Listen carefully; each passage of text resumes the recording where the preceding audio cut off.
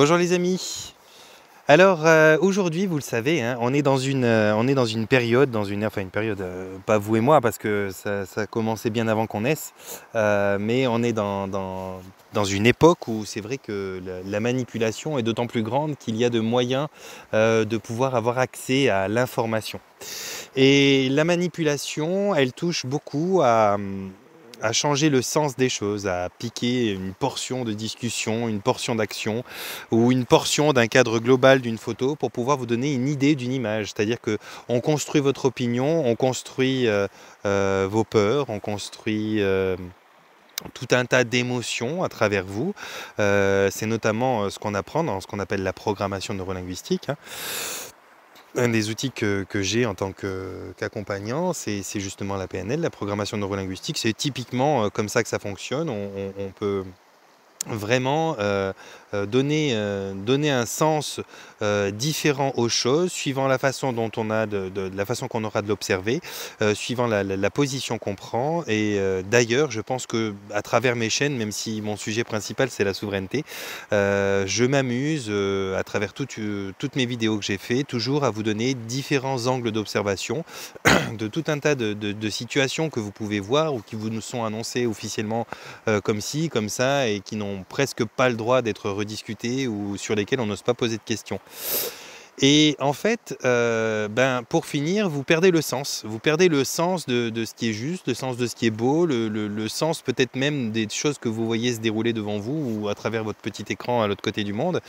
Et c'est comme ça qu'on crée des émotions qui s'emballent, des clans, qu'on divise des peuples et puis qu'on les emmène à se battre pour des choses dont à la base ils ne sont pas très connaisseurs, mais on crée de l'idéologie, on crée des pour, on crée des contre, et puis ces pour et ces contre vont se battre les uns contre les autres, et puis ceux qui ont créé tout ça au milieu sont tranquilles pour pouvoir dans notre dos glisser tout un tas de choses qui leur permettent de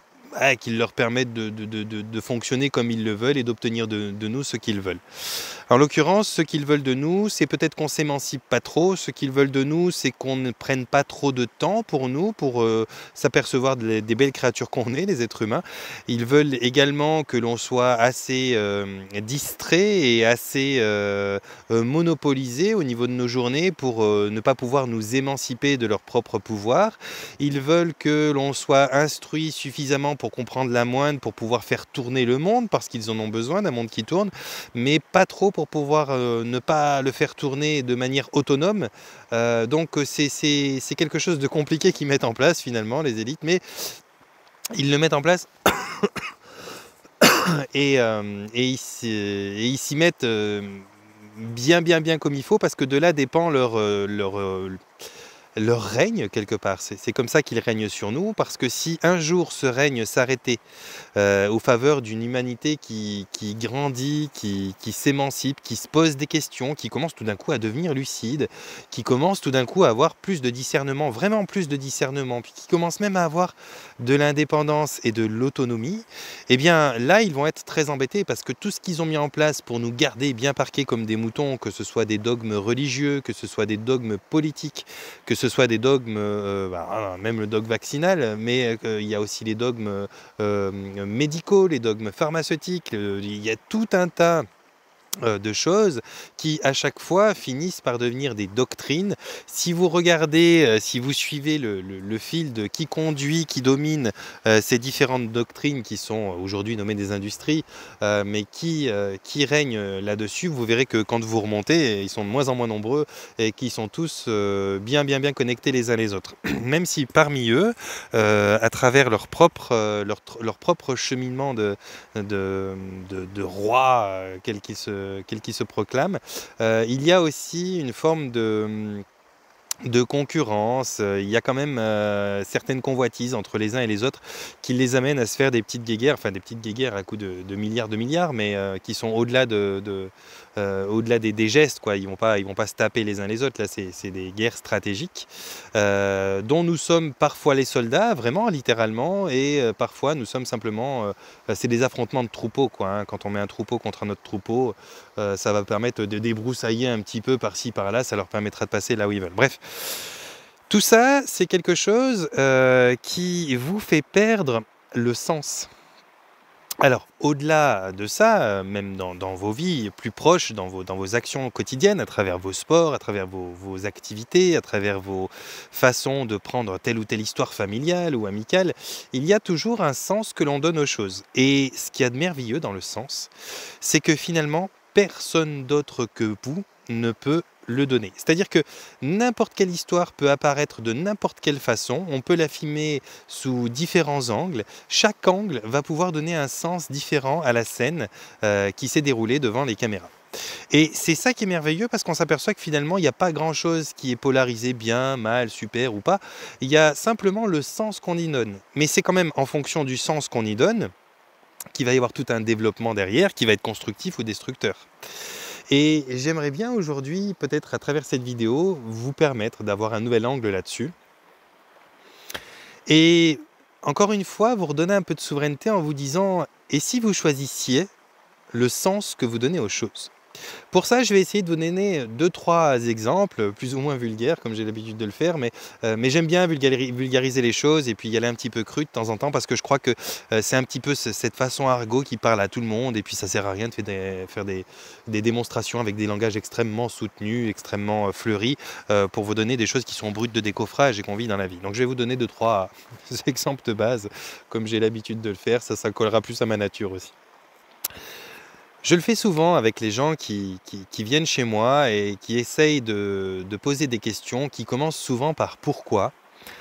Pourquoi, pourquoi je trouve pas l'amour de ma vie? Pourquoi je tombe toujours sur le même type de relation? Pourquoi, quoi que je fasse, c'est comme s'il y avait un plafond anti-réussite, je n'arrive pas à dépasser ce plafond? Et pourquoi ceci et pourquoi cela? Il y a plein de pourquoi qui se posent. Alors bon, je commence déjà par leur dire si c'est le pourquoi, la première chose qui sort dans la phrase, c'est que c'est le mental qui veut chercher à comprendre. Peut-être que pour commencer à évoluer, il va falloir plutôt poser un comment.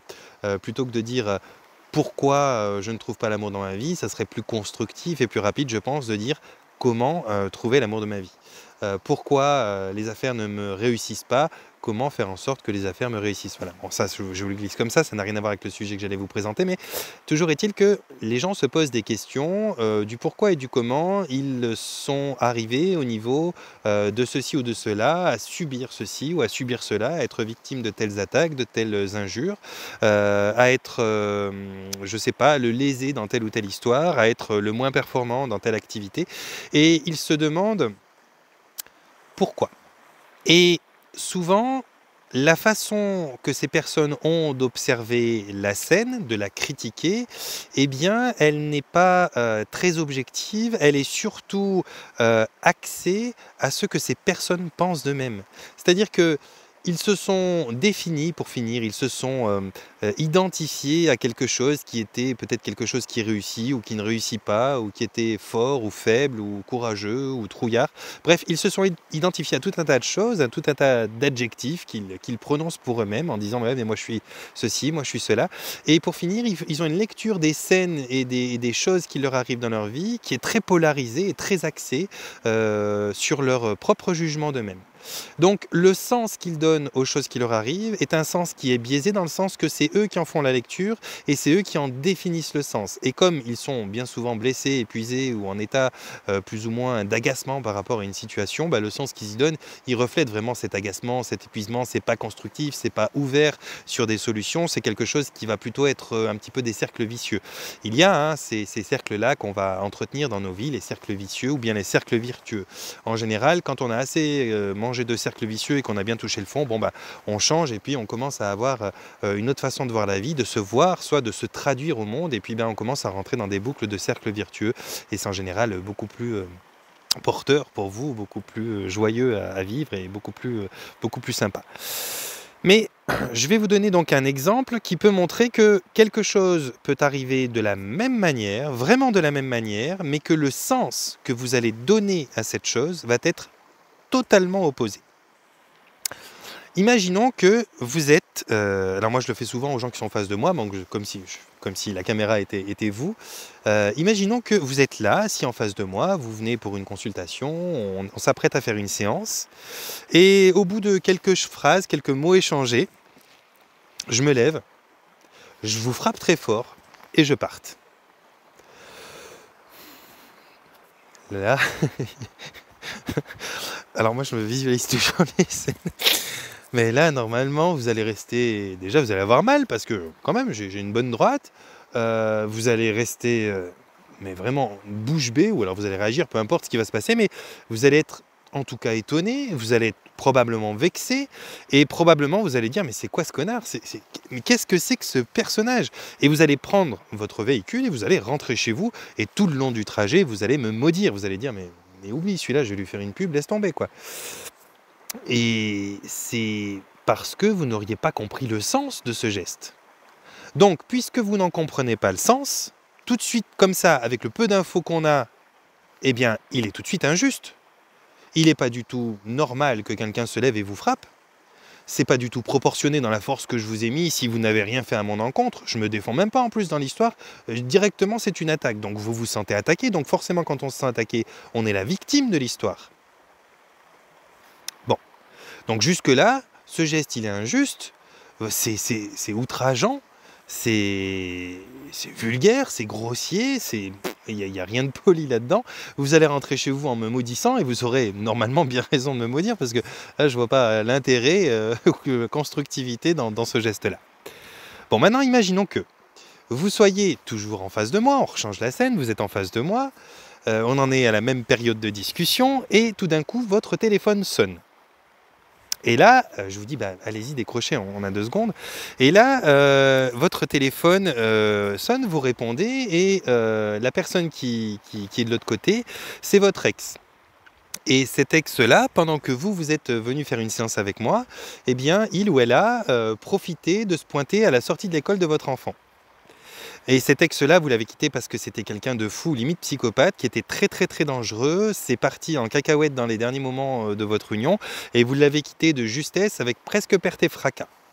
Donc vous êtes déjà super étonné de l'avoir au téléphone. Vous vous dites, ah là, ça sent pas bon. Et oui, fais vite, je suis occupé, qu'est-ce que tu veux, machin, truc et tout. Non, non, tu vas me donner tout le temps que je veux. Comment ça, non, je suis chez un thérapeute, je fais quelque chose pour moi. Non, non, tu vas me donner tout le temps que tu veux, que je veux. Ok, tu veux quoi? Je suis à la sortie de l'école. Et je suis avec ta fille, ou avec ton fils, peu importe. Et tu sais, je t'avais dit qu'un jour, tu payerais, que si, que ça. Bon, bref, vous imaginez les discours de psychopathe qu'on peut avoir de quelqu'un qui nous en veut. Et cette personne, la seule chose qu'elle veut, c'est vous mettre une tarte dans la gueule, mais quelque chose de bien, bien sec, quoi. Mais bon, vous n'êtes pas sur place et elle a juste envie de vous faire souffrir pour le coup. Et vous commencez à être vraiment inquiet parce que votre enfant est dans les pattes de ce personnage-là et vous vous dites, là, je suis dans la merde. Et vous lui dites, mais je suis désolé, je peux rien, je la prendrai volontiers, laisse ma fille, laisse mon fils, peu importe. Ah, tu m'as dit que tu étais chez un thérapeute, oui, oui, oui. Et ben tu sais quoi, tu vas enclencher la vidéo et tu vas lui dire à lui qu'il te mette une vraie grande tarte dans ta gueule. Mais si c'est pas une vraie, je t'en demanderai plein jusqu'à que ça soit ta fille que je tape ou ton fils. Donc là, normalement, vu l'enjeu, vous allez me regarder, m'expliquer vite fait la situation, voire même mettre l'haut-parleur et me dire s'il vous plaît, levez-vous, regardez pas, tant pis, mettez-moi-en une aussi forte que vous pouvez, je vous en supplie, je vous en supplie. Et moi, normalement, je vais m'exécuter, je vais pas dire bah non, c'est pas mon problème, non, je vais dire bah ok, filmez et puis je vais vous mettre une grande baffe. Et là, le personnage abject et méchant machin va dire ben voilà, maintenant tu vois ce que ça fait et tout, tiens c'est bon, je te laisse partir. Il va laisser partir la gamine ou le gamin et puis il va dire voilà, t'inquiète pas, je t'avais dit que je t'aurais, bah je t'ai eu, bref, il raccroche. Là, il y a peu de chances que vous vous leviez, que vous me détestiez, que vous vous défendiez ou que vous partiez directement et que sur la route, vous me maudissiez ou vous fassiez une pub de moi comme d'un personnage complètement violent ou je sais pas quoi. Il y a très peu de chances. Il y a même sûrement plus de chances que vous vous approchiez de moi, peut-être en pleurant parce que le choc était un petit peu puissant de cette histoire, votre enfant et tout, et que vous me preniez dans vos bras et puis que voilà, on se console l'un l'autre, enfin je vous console, et puis je vous dis bah, c'est bon, ça va aller, il l'a laissé aller maintenant, faites attention, bref, on parle et puis je vous apaiserai. Eh bien, dans les 2 cas, la baffe elle est exactement la même. Simplement, le sens que vous pouvez donner à cette baffe va faire que dans un cas, vous m'en voulez, vous ne voulez plus me voir, vous me détestez, je n'aurai probablement plus le droit de vous dire un mot, même pour m'excuser, et vous partirez. Et dans l'autre cas, vous allez même me prendre dans vos bras et me remercier pour cette baffe.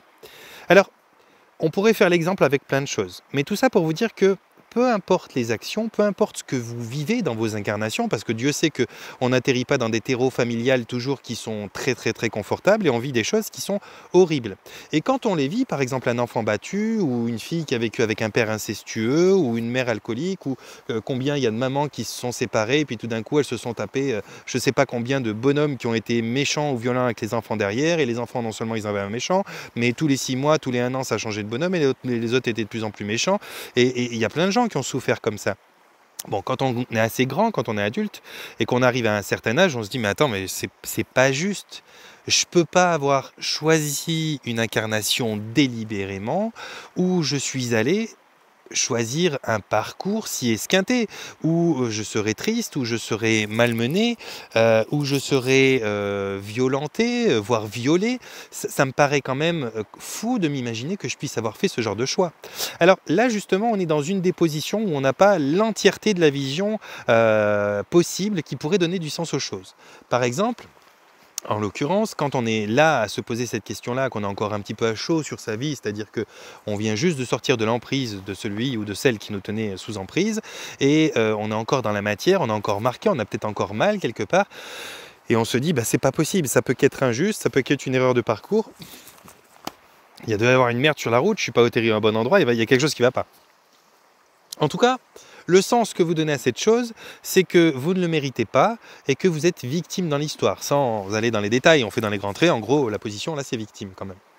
Et donc, en tant que victime, vous ne pouvez pas progresser parce que vous pensez que vous subissez quelque chose que vous n'avez pas choisi.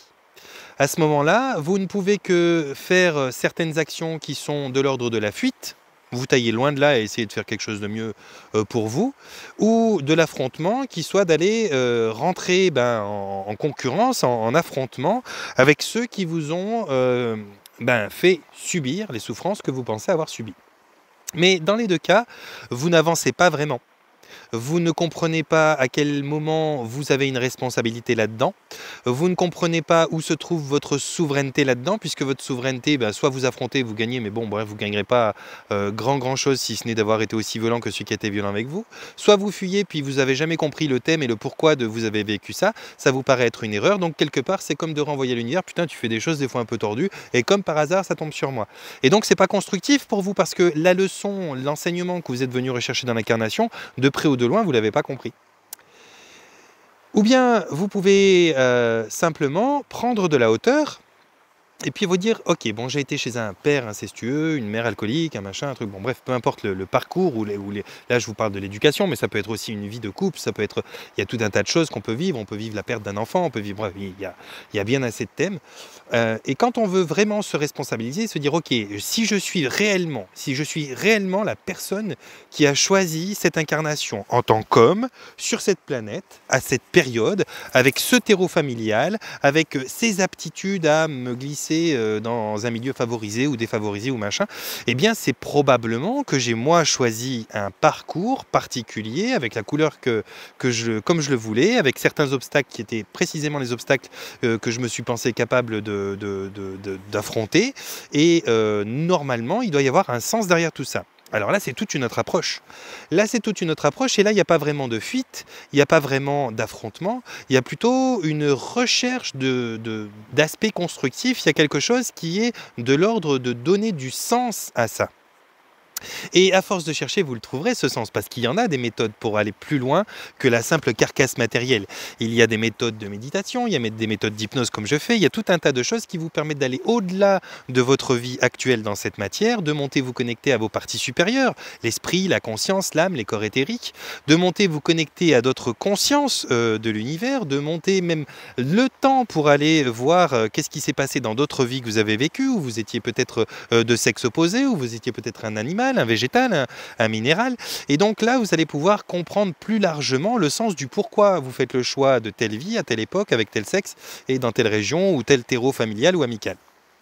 Et là, tout d'un coup, eh bien, si, alors je vous donne un exemple, si par exemple vous dites, bon ben voilà, moi je veux aller cette fois sur Terre pour expérimenter le pardon, pour expérimenter, je sais pas, la souffrance, la matière, ou pour expérimenter l'amour de moi, l'estime de moi. Il est possible que vous ayez déjà fait deux, trois tentatives à travers d'autres existences et que bon, bah, la leçon n'est pas complètement finie et vous vous dites, bon, bah là, je vais y aller un petit peu fort pour pouvoir m'aimer vraiment profondément. Je vais faire en sorte de tomber dans un terreau familial où on va pas vraiment m'aimer. Je vais faire en sorte de tomber dans un contexte de vie où finalement ça va être dur, je vais un petit peu en baver. Et si je m'aime, ça sera parce que moi-même je suis arrivé à m'aimer tout seul ou toute seule, plutôt que parce que je suis dans une famille super aimante, super riche, qui va m'influencer et qui va me, comment je vais dire, qui va bah, faire le travail à ma place finalement, qui va me formater à m'aimer, et puis ben je vais pas savoir ce que c'est que de se construire cet amour de soi. Donc vous allez vous choisir quelque chose qui, là, au niveau éthérique, quand vous le choisissez dans la matière, ça vous paraît simple parce que vous n'êtes pas encore dans la matière, vous n'avez pas encore le voile de l'oubli qui est tombé, vous vous dites, bon, je devrais y arriver, c'est pas compliqué, un père un petit peu violent, une mère alcoolique, bon, ils vont me taper, ils vont des fois me dégrader, ils vont un peu m'humilier, ils vont peut-être pas être les plus intelligents et les plus porteurs du monde pour pouvoir m'éduquer. Et donc, si à la suite de ça, j'arrive à me construire une personnalité et que je deviens fier de moi parce que finalement je réussis quand même et puis que je commence à m'aimer parce que bah, vu que je venais d'un terreau qui était quand même un terreau qui n'était pas très porteur, j'ai quand même réussi à faire quelque chose de moi qui est quelque chose dont je suis fier, bah, cet amour de moi, il sera vraiment mérité. La construction et la mécanique de comment je l'ai mis en place, elle sera vraiment éprouvée et donc je pense que là j'en aurais terminé avec ce thème-là, de l'amour de soi par exemple. Donc là, vous allez pouvoir tout d'un coup comprendre, bah alors bien sûr il faut aller la faire cette visite dans les sphères supérieures pour comprendre, mais vous allez pouvoir comprendre qu'en fait cette souffrance que vous avez traversée, cette façon de vivre ceci, c'est cet attribut, le fait d'être handicapé, d'avoir un bras en moins, le fait d'avoir été dans une famille vexante, blessante ou violente, tout ça, ça va prendre sens parce que vous aurez compris quel est le chemin que vous vous êtes programmé, qu'est-ce que vous avez choisi de mettre sur ce chemin pour pouvoir vous rendre la tâche honorable et puis que vous soyez sûr de l'avoir mérité par vous-même.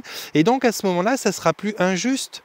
Vous reprendrez votre souveraineté au milieu de tout ça et vous vous direz ben, le sens de la chose, et le sens de cette souffrance, c'est quelque chose de constructif que je remercie.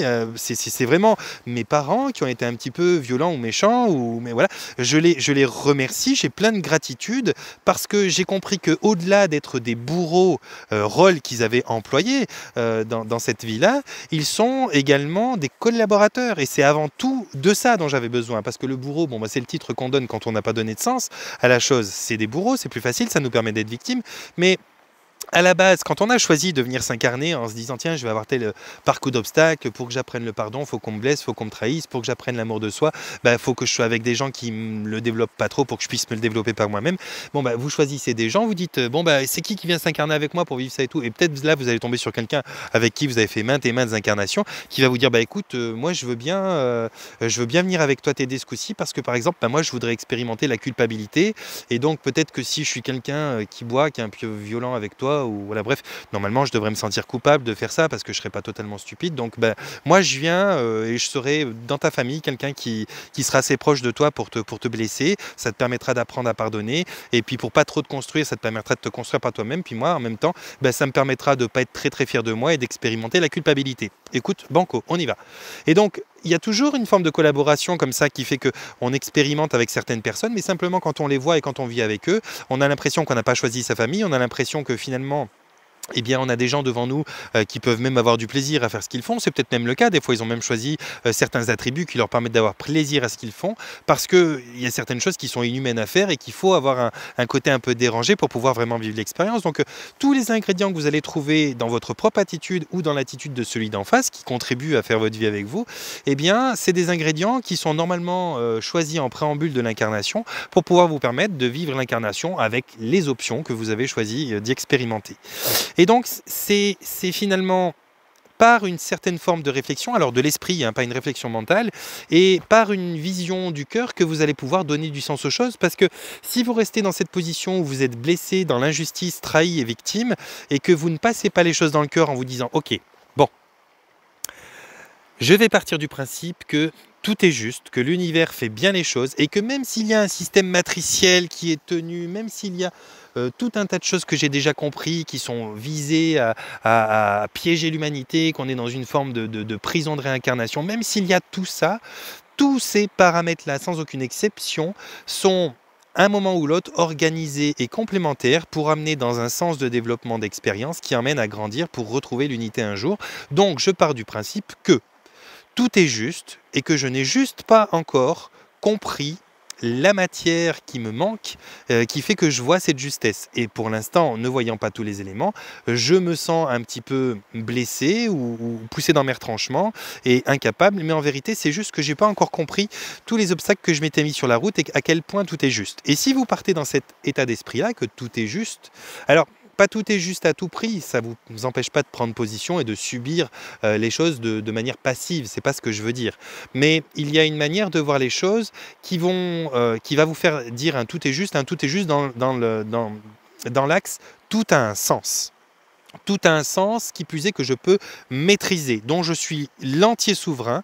Et même si vous n'avez pas compris la baffe que vous avez pris dans la gueule, vous pouvez toujours choisir d'imaginer, vous pouvez même vous leurrer, d'imaginer que cette baffe elle a un sens que vous n'avez pas compris et de ne pas réagir tout de suite en vous disant c'est ok, si je la prends c'est pour quelque chose. Même si le personnage d'en face est un gros connard qui vous l'a mis sans aucune motivation et qu'il l'a fait parce que voilà, il avait juste envie de voir ce que ça fait de donner une baffe. Même à ce moment-là, vous pouvez avoir le contrôle sur vous. C'est vraiment un contrôle incroyable qui donnera du sens aux choses, en tout cas au sens du contrôle que vous avez sur vous. J'espère que ça vous apportera un petit peu quelque chose. J'avais envie de vous parler ça aujourd'hui. Il n'y a pas de raison précise pour laquelle j'avais envie de vous parler de ça. Mais je crois que beaucoup de gens sont en perte de sens. Je crois que si on vous baltringue à droite,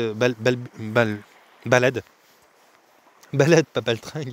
Je crois que si on vous balade à droite à gauche avec des Corona, avec des Ukrainiens, avec des Poutines, avec des machins, et Dieu sait ce qui va arriver, la crise, et le machin, et le prix du carburant, et le prochain virus avec un nouveau nom, et puis le machin. Je crois que si on vous balade avec tout ça, c'est parce que finalement, souvent, on arrive à vous influencer suffisamment pour même déposer une espèce d'empreinte dans ce qui pourrait avoir un sens à vos yeux. Et comme votre façon d'observer le sens des choses est influencée, parce que vous ne l'avez pas trouvé par vous-même et parce que vous vous occupez de choses qui finalement ne vous concernent pas vraiment de près ou de loin, c'est juste la masse que ça concerne. Mais si la masse s'individualise et fait la meilleure expérience d'elle-même en prenant du temps pour elle, la masse deviendra changeante. Et je crois qu'on joue beaucoup avec le sens des choses, que ce soit une image où on va prendre juste une partie pour que vous ayez l'impression que celui qui est agressé est l'agresseur ou autre chose, que ce soit certaines formes de propagande, que ce soit... Vous savez, je vous le dis, je ne sais pas ce qui va m'arriver en disant ça, mais je vais vous le dire quand même. Je suis allé avant-hier, donc aujourd'hui je ne sais pas combien on est lundi, je suis allé avant-hier discuter avec un ami à moi qui s'occupe de ma voiture pour les entretiens, les choses comme ça, qui a également la station essence, il a un garage station essence. Et vous savez que le prix de l'essence a beaucoup bougé ces derniers temps, et lui il avait décidé de ne pas bouger le prix de l'essence, donc il y avait des queues et des queues, des voitures et des voitures devant chez lui qui attendaient parce que c'était l'essence la moins chère de la région. Et donc au bout d'un moment je vois qu'il a remonté tout d'un coup comme tous les autres d'une vingtaine de centimes. Et je lui dis, bah tiens, qu'est-ce qui s'est passé? T'en avais marre qu'il y ait la queue devant chez toi, t'as remonté il me dit, non, c'est pas moi je voulais pas monter parce qu'en vérité le prix de l'essence il a pas bougé, hein. On le paye toujours la même chose, nous les stations, il y a 2-3 petites taxounettes mais qui justifient de loin pas les dizaines de centimes qui ont monté. Il dit, non, il y a rien qui a changé. Simplement, il a reçu un email de je ne sais pas quelle corporation qui régit un petit peu l'essence ici en Suisse et qui lui a dit vous faites preuve de concurrence déloyale en faisant ça, nous vous obligeons quelque part à monter le prix. Et donc, il a dû monter de quelques dizaines de centimes le prix de l'essence pour coller aux autres, alors que personne ne sait pourquoi. Par exemple, le prix de l'essence est si cher. Alors vous avez sûrement certains qui ont toutes les connaissances, 2-3 théories, qui vont vous dire oui mais ceci, mais cela. Mais en vérité, pour tous les sujets, quels qu'ils soient, on vous baratine, on vous prend pour des cons. Si vous connaissez 2-3 vrais chirurgiens intègres, 2-3 bons médecins intègres, 2-3 bons allergologues, 2-3 garagistes, 2-3 personnages qui sont un petit peu dans toutes les branches d'existence que l'on peut trouver, vous allez voir qu'ils vont vous dire des choses, des fois vous allez tomber sur le cul. Vous allez dire mais attends, mais en fait Mais on nous baratine, quoi. On nous baratine de A à Z. Mais oui, mais totalement. Mais totalement et depuis toujours. On cherche à faire en sorte que rien pour vous n'ait le sens que vous lui donneriez autrement. Parce que si vous commencez à donner du vrai sens à des choses, vous comprendrez que votre activité est en perte de sens total. Votre éducation est en perte de sens total. Votre distraction à travers ce que vous pouvez regarder à la télé est en perte de sens total. Vous comprendriez qu'on est en train de vous abrutir émission après émission, série après série, information après information, pseudo-vote, que ce soit présidentiel ou autre, pseudo-vote, je dis bien pseudo parce que ça fait bien longtemps que dans les urnes, votre voix n'est même pas vue. Pseudo-vote après pseudo-vote, pseudo-décision après pseudo-décision, on vous met un monde qui n'est... C'est comme s'il y avait une matrice dans la matrice qui est dans la matrice. C'est tellement devenu illusoire, c'est tellement devenu de la comédie que je crois que toute votre vie, que ce soit ce que vous regardez derrière le pare-brise de votre voiture, ou que ce soit derrière une vitrine, ou que ce soit derrière votre écran, je crois que vous êtes sur Netflix en permanence. Il y a des scénaristes, il y a des acteurs, il y a du grand baratin, mais il n'y a plus rien qui a du sens et il n'y a plus rien qui est réel surtout. Il n'y a plus une seule chose qui soit réelle.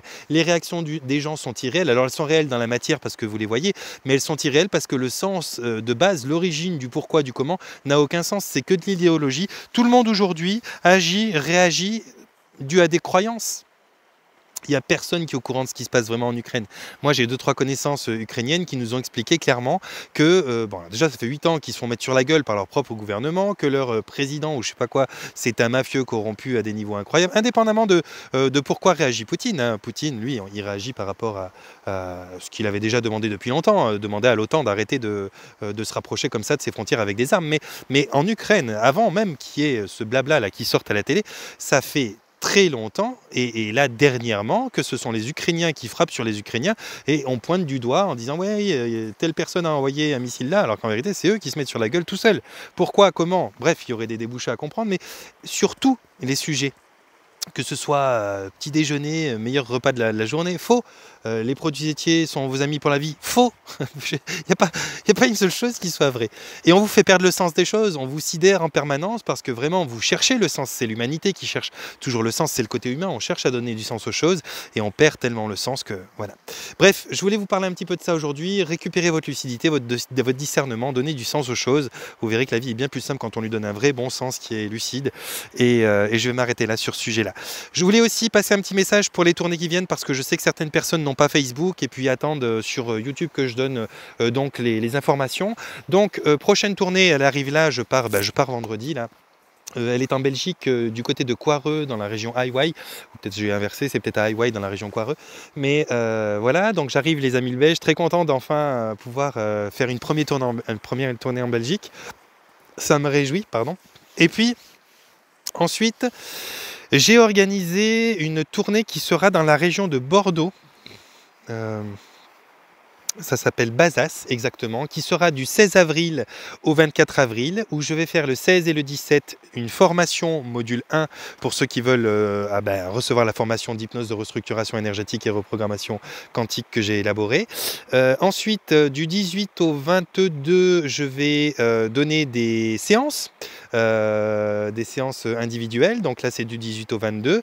Et puis le 23 et 24, donc sur le deuxième week-end, je vais donner des formations module 2 pour les quelques praticiens qui depuis longtemps attendent de recevoir directement le module 2 parce qu'ils ont déjà suivi le module 1 ou qui étaient déjà hypnothérapeutes ou bref qui avaient déjà les prérequis. Dans tous les cas, pour suivre une formation avec moi, le prérequis, c'est d'avoir vécu une séance directement avec moi au minimum. Et puis, pour le module 2, c'est soit d'avoir déjà expérimenté le module 1, ou soit d'avoir déjà des aptitudes d'hypnothérapeute ou de psycho, ou des choses comme ça, pour accéder au module 2 directement. Donc ça, c'est dit. Pour les inscriptions, je les fais par téléphone tout le temps parce que mon agenda bouge trop vite pour qu'on fasse des retours de messages, donc c'est vraiment par téléphone. Et ça, je les fais tous les soirs entre 19 et 21 h, donc vous pouvez encore cette semaine-là, aujourd'hui, et cette semaine, vous pouvez le faire. La semaine prochaine, je serai en Belgique, donc je travaille jusqu'à tard le soir, je ne pourrai pas vous répondre. Mais voilà, sinon c'est en général le soir entre 19 h et 21 h où vous pouvez prendre les rendez-vous avec moi, que ce soit pour les formations, que ce soit pour les séances, en tout cas pour les tournées que je fais. Donc là, du 16 avril au 24 avril à Bazas, région de Bordeaux, j'arrive tout bientôt. Et puis ensuite, je vais faire une tournée qui sera entre Nantes et Angers, dans la région là-bas. Donc toujours pareil, si vous vous trouvez à 2 h, 2 h 15 de chez moi, déplacez-vous parce que je ne vais pas tourner non plus tous les 5 km. Donc là, ce sera du 14 mai au 22 mai. Ouais, c'est exactement ça.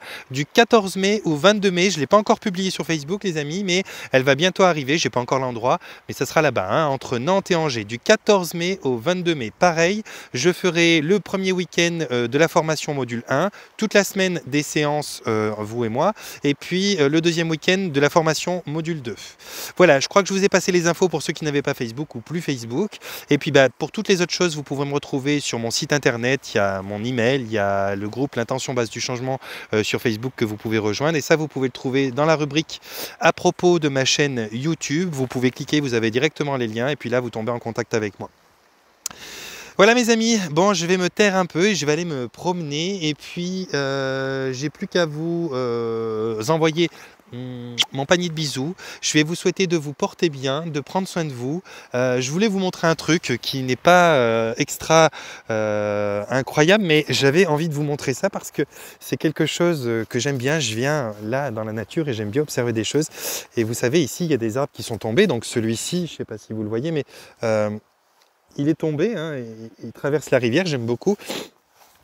Et puis vous avez des arbres qui ont été coupés il y a longtemps, hein. Et ce que je trouve de magnifique dans ces arbres qui ont été coupés, c'est qu'il y a d'autres arbres qui poussent dedans. Et je voulais vous montrer que la nature, elle ne se pose pas des questions. Elle ne se pose pas des questions. Aucun de ces sapins qui sont là en train de pousser sur cette souche morte, hein, qui est en train d'être décomposée par les vers et tout ça, aucun d'entre eux s'est dit est-ce que ça vaut la peine d'être allé là. Ils l'ont déjà coupé cet arbre, il n'y a pas de terre, j'ai presque 1 mètre à descendre avant de toucher la terre, est-ce que je vais réussir à me développer ici, est-ce que ceci, est-ce que cela? Non, lui il a juste compris que le sens de l'existence c'est de s'implanter quelque part et puis de pouvoir grandir et grandir et grandir pour aller rejoindre le soleil et recevoir l'énergie qu'il lui donne pour pouvoir produire bien ce qu'il produit. Alors vous-même, vous pouvez donner le sens que vous voulez à votre vie et c'est ça l'avantage et la souveraineté dans l'existence. Vous pouvez donner le sens que vous voulez à votre vie et c'est en redevenant souverain et en prenant votre vie en main et en acceptant de ne plus être ni bourreau ni victime mais simplement de pouvoir choisir ce que vous voulez être, que vous allez pouvoir lui donner le sens qui sera le plus productif pour vous et c'est tout ce que je vous souhaite. Allez, je vous laisse. Panier de bisous, portez-vous bien et puis prenez soin de vous.